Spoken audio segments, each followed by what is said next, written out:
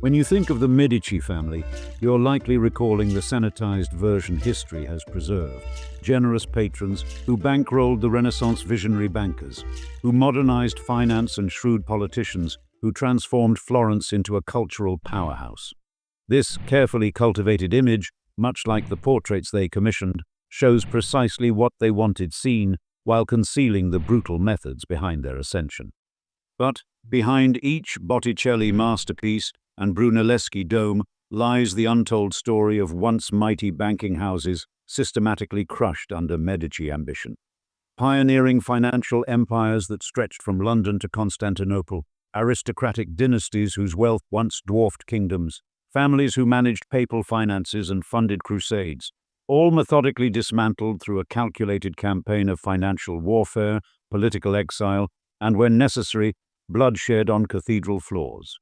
Thus, on today's episode of Old Money Luxury, we weave the shocking tale of Renaissance Florence's greatest banking dynasties and their systematic destruction at the hands of history's most celebrated patrons, revealing how the glorious rebirth of Western civilization was built upon the deliberately obscured ruins of those who dared challenge the House of Medici. In Renaissance Florence, power was not merely held, it was seized, manipulated, and wielded as a weapon against rivals. The city-state that gave birth to humanism and artistic splendor was also the battleground for families who understood that financial dominance translated directly to political control. None mastered this brutal equation more thoroughly than the Medici, who rose from merchants to de facto rulers through a calculated campaign that systematically dismantled competing banking dynasties. The Medici's ascent was not accomplished through superior banking practices alone.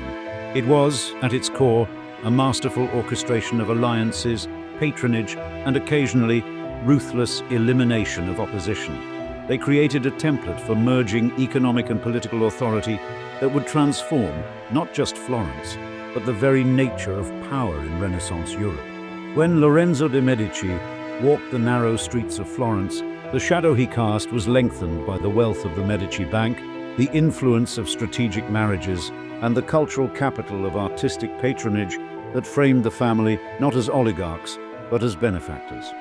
The banking families that stood against this tide, the Peruzzi, Bardi, Pazzi, Albizzi, and Strozzi, each represented different facets of Florentine power.